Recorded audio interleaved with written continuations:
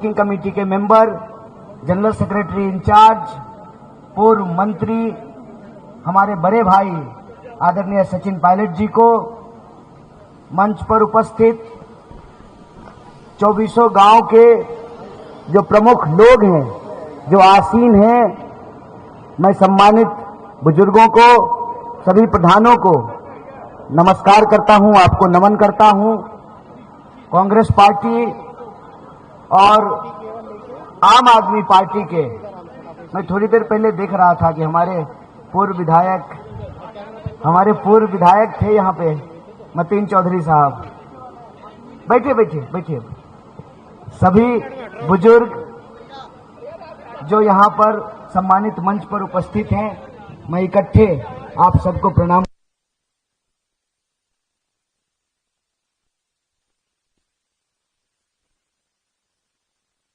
मेरे ख्याल से ये समाज की महापंचायत है, 36 बिरादरी और 24 गांव की महापंचायत है।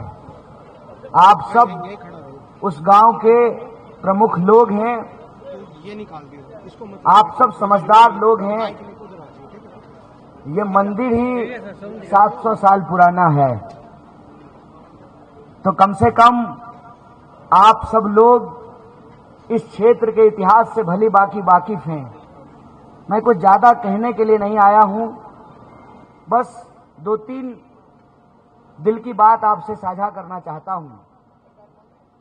पहली बात तो ये कि आपके बीच हम इंडिया अलायंस की ओर से कांग्रेस पार्टी के प्रत्याशी हैं, लोकसभा का चुनाव लड़ रहे हैं।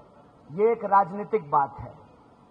इससे इतर मैं आपसे एक सांस्कृतिक, सामाजिक और भावनात्मक बात कहना चाहता हूं। मैं आप लोगों से ये साझा करना चाहता हूं कि हमारे देश की संस्कृति, इसका इतिहास 2014 से शुरू नहीं होता है।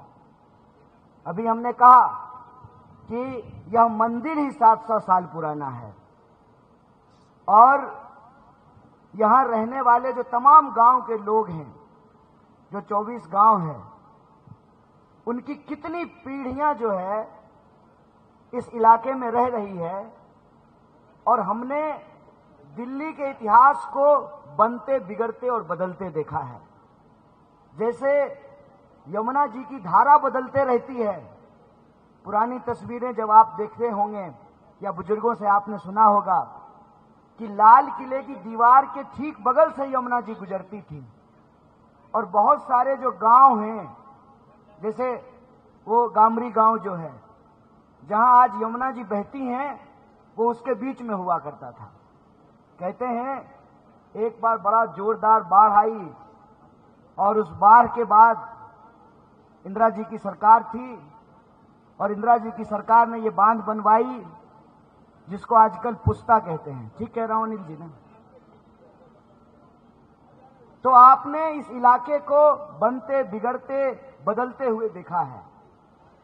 मैं तो इस इलाके से 2009 से वाकिफ हुआ, जब बिहार से चल करके दिल्ली आया यूपीएससी करने के लिए। तो उत्तर पूर्वी दिल्ली में पड़ने वाला तिमारपुर विधानसभा क्षेत्र, जहां पर मुखर्जी नगर एक वार्ड है, जहां पर बत्रा सिनेमा है, उस बत्रा सिनेमा के नाले के उस तरफ नेहरू विहार एक झुग्गी झोपड़ी है, जेजे कॉलोनी है। मैं वहां रहा करता था, यूपीएससी की तैयारी के लिए आया था। जिंदगी की यात्रा और हालात ने उस नेहरू विहार से निकाल करके जवाहरलाल नेहरू यूनिवर्सिटी पहुंचा दिया। और यह जो संयोग है, उस संयोग की ही बदौलत आज मैं आपके बीच प्रत्याशी बनकर के खड़ा हूं।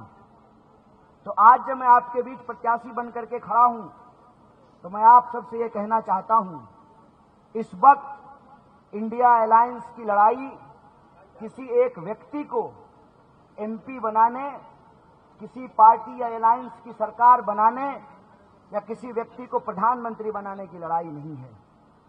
हम जो देश में स्थितियां पैदा की गई हैं, उसकी बदौलत यह महसूस कर रहे हैं, यह समझ रहे हैं कि देश की संस्कृति और इतिहास को तोड़ा मरोड़ा जा रहा है।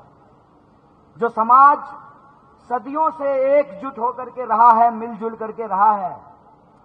और मैं आपको बता दूं, यहां बहुत सारे लोग जो बैठे हुए हैं, जब गुजरों की महापंचायत होती है तो उसमें जो है मतीन चौधरी भी आते हैं और अनिल चौधरी भी आते हैं। भले उनका धर्म अलग अलग है, लेकिन दोनों गुजर हैं और गुजर की महापंचायत में दोनों शामिल होते हैं। ये जो इतिहास है, इस इतिहास को आज तोड़ा मरोड़ा जा रहा है। ये तोड़ा मरोड़ा इसलिए जा रहा है कि ये सबसे खतरनाक खेल है। इस खेल में जब समाज फंसता है तो समाज के ऊपर गुलामी थोपी जाती है।